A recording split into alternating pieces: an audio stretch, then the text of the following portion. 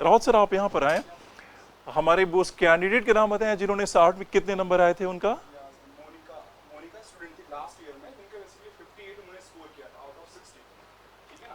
मैं आपको इंटरव्यू में 60 में से 58 नंबर लाने वाले जैसे कई जो विद्यार्थी हैं, तो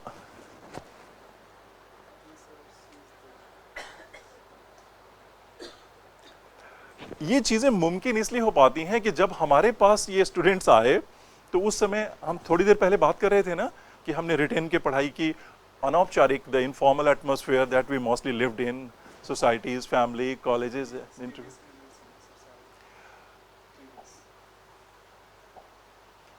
And who is that candidate who has scored?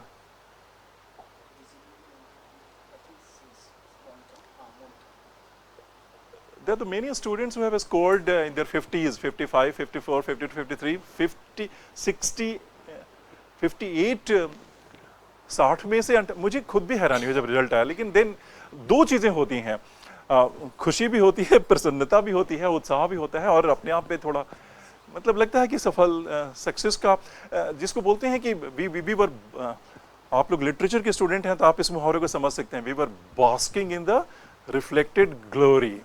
Reflected glory में बास मतलब स्टूडेंट बहुत अच्छा करते हैं तो इंस्टीट्यूट या जो लोग काम कर रहे होते हैं उन लोगों को भी काफ़ी गर्व और उसका उससे प्राउड महसूस होता है। तो ये जो इतनी सारी चीज़ें जो आपके लिए जो अरेंज की गई हैं, उसमें जैसे मान लीजिए कि मोटिवेशनल और द लीडरशिप डेवलपर जिस चीज़ को कहा जाता है कि अब आपने जैसे आपको लग रहा होगा कि लीडरशिप डेवलपमेंट क्या है। लीडरशिप डेवलपमेंट किसी भी कार्य को, anything that you are doing and do it efficiently, doing it efficiently, controlling the classroom, creating a good impression on the interview board, and if you are doing all these things then automatically you are in a leadership role. leadership का मतलब सिर्फ वही नहीं होता है कि जो वो एकदम चावल का पानी कपड़े में डाल के फिर सुखा के उसको आयरन करके तलवार की तरह सफ़ेद कुर्ते पैजामे पहन के, सफ़ेद जूता, सफ़ेद मोजा, काला दिल, सॉरी दिल की बात नहीं करते हैं, राजनीतिज्ञों के दिल पता नहीं कैसे होते हैं, और वो भाषण दे रहे होते हैं, वही सिर्फ लीडर नहीं होते। कहीं पर भी जहां पर आपके जिम में कोई भी जिम्मेदारी का कार्य है और उसको अच्छे से आप संपादित करते हैं, that is also called the leadership goal. So how to keep ourself motivated and the create the adequate kind of the leadership. और ये कहां से आएगा? जब लीडरशिप स्किल कैसे बढ़ता है? थोड़ी देर पहले मैंने कहा कि आप जिस काम को करने जा रहे हैं, जैसे आप इंटरव्यू में अपीयर होने जा रहे हैं, तो इंटरव्यू में अपीयर होने जाते समय जिन जिन गुणों की आवश्यकता है, suppose somebody imparts those things, suppose somebody trains you in those things, so automatically what will happen? Your confidence will go up. जैसे मान लीजिए कि एक सैनिक है और उसको मोर्चे पे लड़ने के लिए भेज दिया जाए, लेकिन उस पर उसको प्रॉपर ट्रेनिंग नहीं दी जाए, हथियार कैसे चलाते हैं, कैसे अपनी बचाव करते हैं, कैसे दुश्मन पे हमला करते हैं, ट्रेनिंग नहीं दिया जाए, तो वो एकदम से मोर्चे पे जाके वो क्या उसकी स्थिति क्या होगी? घबराएगा ना, परेशान होगा, डरेगा, भागने की कोशिश करेगा। लेकिन अगर उसको हथियारों को चलाने की ट्रेनिंग है, लड़ाई का तरीका जानता है, तो उस हालत में आत्मविश्वास पैदा होता है। So that is the level of the motivation and leadership developer.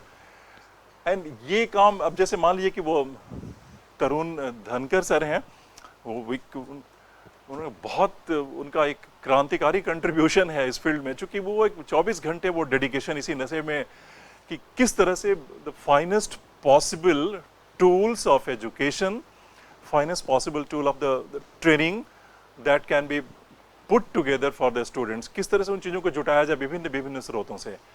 And वो अपनी एक बहुत ही गिफ्टेड मैथमेटिक्स की और पेडागोजी की जो टीचर्स हैं, तो जिन जिन लोगों को रेलिवेंट चीज़ों की आवश्यकता होगी, ये मेरा नाम है पीएम त्रिपाठी, वो पीएम से प्राइम मिनिस्टर मत समझिएगा आप लोग, मेरा नाम है प्रभाकर मणि त्रिपाठी। तो बहुत लंबा नाम होता है, तो बताने में ना एक पहला बताते हैं, अंत में आते आते तब तक पहला लोग भूल जाते हैं, तो मैं शॉर्ट में अपना नाम बताता हूँ, पीएमटी नाम है।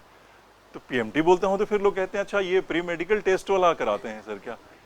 तो बड़ी मुश्किल होती है। तो चलिए जैसे भी हो, मैं आपसे जो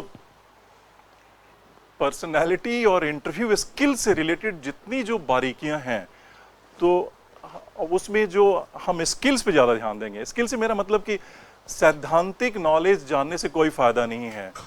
जैसे उदाहरण के तौर पे अगर मान लीजिए कि आप लोगों को तैरना नहीं आता है, मान लीजिए किसी को तैरना नहीं आता है, और अगर आपको हम 4 घंटे तक कंप्यूटर प्रेजेंटेशन यहाँ पे सारा दें पीपीटी चलाते हुए कि ऐसा पानी होता है, फिर उसके पहले आप अपने को ऐसे तैयार कीजिए, फिर ऐसे पानी में जंप करेंगे, जैसे ही जंप करेंगे तो उस समय जो बायोएंसी होगी वाटर की उसमें और आपके बॉडी में क्या डिफरेंस है, so how you have to keep your head afloat, फिर आपको हाथों को कैसे मूव करना है, कैसे ब्रीथ करना है, सारी ट्रेनिंग दे दिया। उसके बाद हम आपको भेज दें जाइए तालाब में कूद जाइए, तो क्या होगा? डूब जाएंगे। उसका रीजन क्या है कि क्योंकि ये पूरा थ्योरेटिकल हो गया ना, सो प्रैक्टिकल ट्रेनिंग नहीं हुई। So we shall be focusing on वो चीजें जो हो सकती हैं। जैसे आपने सुना होगा कि लोग बोलते हैं कि एकदम मोटिवेशन हाई रहना चाहिए, खूब मेहनत करो, चिंता मत करो, एकदम कॉन्फिडेंटली जवाब देना। लेकिन रियलिटी ये है कि 100 बार किसी बच्चे को बोलें कॉन्फिडेंटली जवाब देना, कॉन्फिडेंट, पेरेंट्स बोलते हैं ना, पेरेंट्स हमको, वो हमारे वर्ल्ड के बेस्ट वेल विशर भी हैं, प्यार भी करते हैं, लेकिन अनफॉर्चुनेटली वो एग्जैक्टली नहीं जानते कि अपने बच्चे को हम कैसे 50 बार कहेंगे कॉन्फिडेंट रहो, लेकिन बच्चा फिर भी जाके वो एग्जामिनेशन हॉल में, इंटरव्यू में या कोई भी टेस्ट में घबराएगा। क्योंकि वहां क्या कमी हो रही है? गुड इंटेंशन तो है, गुड इंटेंशन है, we are saying that be confident, but unfortunately there is one crucial element is missing. कौन सा क्रूशियल एलिमेंट है? Skill is missing. जैसे हम सैनिक को बोलें कि चिंत बहादुर हो, एकदम देश तुम्हें पुकार रहा है, उसको वो देशभक्ति के 100 गाने उसको तेज आवाज में सुनवा दिए और वगैरह वगैरह, लेकिन हमने स्किल ट्रेनिंग नहीं दी। We forgot to equip that person with the relevant skill, so that will create some kind of disaster. So we shall be mostly focusing on जो भी जरूरी स्किल्स होंगे। अब एक चीज और है कि skills also need to be tailored according to individual needs, क्योंकि सबकी जरूरत एक जैसी नहीं हो सकती है, थोड़ा थोड़ा फर्क पड़ेगा। किसी में कोई खूबी पहले से विद्यमान है, किसी में कोई कमी आ रही है, तो it's very important that there is one general way of the training, the general things that we tell everybody. उसका मुख्य जो तत्व होगा, the important aspect of the training would be we would be talking about practical things which possibly can be turned into actions. जैसे for example, अगर हम ये बोलें कि suppose if there is a chair and I am sitting and we have to sit erect. Sitting erect का मतलब कि पीठ सीधी होनी चाहिए। So, जब पता चल गया कि ऐसा करने से हो सकता है, so is it possible for you all to sit erect? Yes or no? No, इसका आंसर है no. Actually इसका आंसर है no. बताएं क्यों मैंने कहा no? आप सब ने yes कहा, लेकिन मैं कह रहा हूं कि इसका आंसर no है। अब बताएं क्यों मैंने no कहा? किसी को समझ में आ रहा है? नहीं, वो बात नहीं है। देखिए यहाँ पर थोड़ा अनौपचारिक बैठना क्या ठीक है, हर जगह थोड़ी ना हम औपचारिक रहें। असल में मैंने नो कहा, उसके पीछे एक वजह है। वजह ये है कि the moment we come to know about a new skill, so that needs to be practised a bit. तो हम क्या सलाह देंगे कि हमने जब बताया कि आपको ये सिटिंग पोस्चर ये बेस्ट है, लेकिन क्या पता हम इंटरव्यू बोर्ड के सामने बैठेंगे, 1-2 मिनट बाद भूल जाएं, फिर अपने पुराने तरीके से बैठ जाएं, फिर अचानक याद आएगा अरे वो ऐसा सिखाया गया था, तो फिर दोबारा ऐसे बैठे। अब इंटरव्यू बोर्ड हमसे पूछ रहा है कि भाई ये बार बार ये कलाबाजियां क्यों खा रहे हो? तो इसका बेस्ट तरीका क्या है? हम जब घर जाएं, then we shall be putting a chair, और if you are watching something, for example, say that you are watching television or speaking to somebody, then we maintain at least for half an hour every day that posture. So इसका मतलब क्या हुआ कि that is kinesics, that is how we trained our body. हमने body को train कर दिया। अब इंटरव्यू के दिन जब बैठना होगा तो ये समस्या वैसी नहीं आएगी। सो वी स्टार्टेड विद, जैसे ये मिस्टर तरुण धनकर सर हैं, तो he is a renowned pedagogy expert and also the great mathematics teacher, and he shall be taking the various the key areas, and I shall be talking about, मेरा थोड़ा सा हल्का फुल्का अप्रोच होता है, बहुत सीरियस माहौल रखे बगैर, हंसते खेलते, जो पर्सनालिटी रिलेटेड जो चीज़ें अच्छा इंप्रेशन डालती हैं और हमारे जो कोर पर्सनालिटी को मेंटेन करते हुए, जो कि मैंने पहले ही कहा कि बदली नहीं जा सकती हैं, how possibly we can acquire good skills, and the third important thing is that how to mask certain weaknesses. अगर कोई कमी रह जाती है, हमारे अंदर अगर कोई कमजोरी है, तो उसको मास्क कैसे करें, किस तरह से हम उसको बहुत ज़्यादा उजागर नहीं होने दें। जैसे उदाहरण के तौर पे मान लीजिए कि किसी की समस्या ये हो सकती है कि वो चाह के भी थोड़ी सी रेजोनेंट वॉइस में बोल नहीं पाता है। वॉइस कैसी होनी चाहिए? वॉइस में बड़ी सारी क्वालिटी चाहिए होता है। जैसे उदाहरण के तौर पे जब आपके घर पे कोई ऐसा अतिथि आ जाता है जिसे आप बिल्कुल नापसंद कर रहे हो, you most unwelcome guest when enters your home, then automatically your voice will be slightly different. अच्छा, तो आपने देखा होगा कि but when a guest comes which is the most welcome person, for example, you possibly would be dreaming that I wish that he or she would come, and if they have visited, तो आपका उनका बोलने का तरीका, उनको welcome करने के तरीके में, आपकी आवाज में, और आपका पूरा नॉन वर्बल कम्युनिकेशन ऑटोमेटिक बदल जाएगा। अब इसी चीज को हम थोड़ा सा एक्टिंग करेंगे, एक्टिंग में ढाल देते हैं। So what actually the professional actors do, professional actors को जब पता चलता है कि जैसे मान लीजिए कि कोई एक ऐसा एक्टर है जो सारा जीवन शहर में रहा है, लेकिन उसको फिल्म में कोई ऐसा रोल मिला जहां पर उसके गांव की हीरोइन या गांव का हीरो या गांव के लड़का या गांव की लड़की का रोल करना है, तो आपने अक्सर सुना होगा कि वो लोग क्या करते हैं कि जैसे गांव में जाके 10-20 दिन रहते हैं, वहाँ के माहौल को समझते हैं ताकि उसकी एक्टिंग कर पाएं।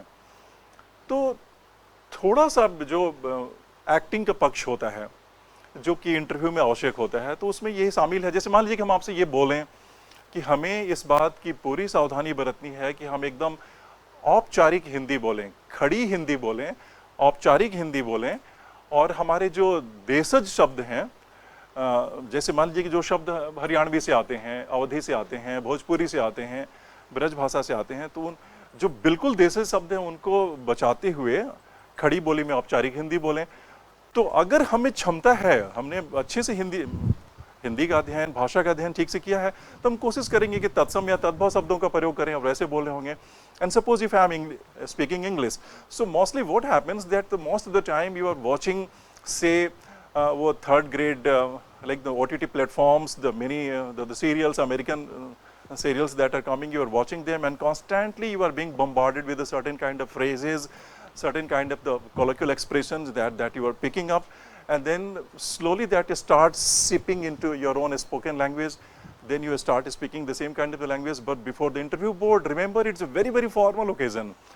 So before the interview board, if you're speaking the same kind of language, the board would not like, because there you are supposed to speak very formal English. At the same time, you have to maintain the kind of the hierarchy, the difference that the respect that you have to show to the interviewers.